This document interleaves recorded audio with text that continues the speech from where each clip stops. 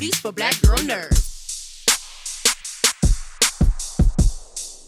Thank you. Good morning, Patrick. Thank you so Good morning. much for your time today. When I talk to film directors, sometimes they say, "Oh, we didn't shoot the film in this order that you see it. Maybe we started with the end. Maybe we started with the beginning." Was it the same approach with writing Chaos Walking for you? Was the early draft group the way we see it in the film version or in the book form, or how did the story come together for you initially? For me, I definitely write A to Z, but not all writers do. I always stress that, because if you've got writers out in your fandom who are watching, which I bet you do, there's no one right way to do it. So I like knowing where I'm going, and I like having something to aim for. But that's just me. But I did write it A to Z in order, and then. Well, and then in the first draft, and then in the second draft, you go back and pretend that's what you meant all along. So, it's kind of a big secret that you're still figuring out the book in the first draft. So I did definitely write that way, but no, it was absolutely not shot that way. I don't know any movie that has been. Was it kind of a war of attrition for you? What were those early drafts for you? How did you know this was a story you wanted to tell? In book form or screenplay form, do you mean? In book form. Well, I think that my feeling about an idea is that you can tell it could be a novel by the fact that it attracts other ideas, because a book needs way more than just one. So I had this idea about the noise being akin to social media, and about how much we were sharing everything and what effect that might have if we had no choice but to share. And then I had just a funny idea of if we could hear the thoughts of animals, what that would sound like.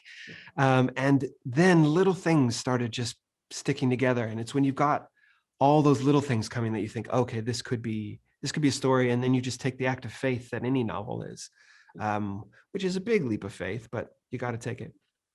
And then fast forward to writing a screenplay for it. Yeah. And you have this film, and you've got Tom Holland, and you have Daisy, and you have this phenomenal cast. What was important that you wanted to maintain that was in the book that you wanted to translate very well into the screenplay? I wanted very much to translate their relationship, because I didn't want it to be the usual kind of what we'd expect. We'd expect a certain particular kind of romance, and that's not how they really relate to each other. I wanted it to be about friendship, and I wanted it to be about trust, and about learning what lies you've been told and how to get over them, and how somebody can help you get over them. And so that to me, it's a movie about connection, and I really wanted that to be shown in Tom and Daisy as characters and as actors and as people. And I think it's really, really there. That's what was important to me. Mm-hmm. As we see the film, obviously Tom's character has this ability where his thoughts are allowed for the audience to hear. Mm-hmm. When you're trying to convey something like that, the old school ways have a little bubble over the head, and you can see how their thoughts that. How was it to adapt that concept from the book to the film to give it that realistic approach? Oh, there were a lot of tests, a lot of discussions, some amazing technology, because that was the big question about the movie, that if the noise doesn't work, the movie doesn't work. And I think they've done an incredible job, because it's part filmed stuff. It's part filmed with incredible sort of 360-degree cameras, and then special effects, and then artwork.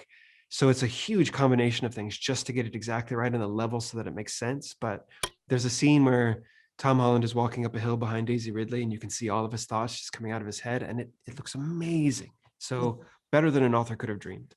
Absolutely. Thank you so much for your time. I appreciate it. My absolute pleasure. Have a wonderful day. Thank you. You too. Thanks a lot.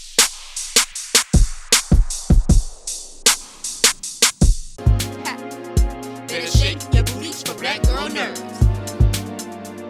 Better shake your booties for black girl nerds.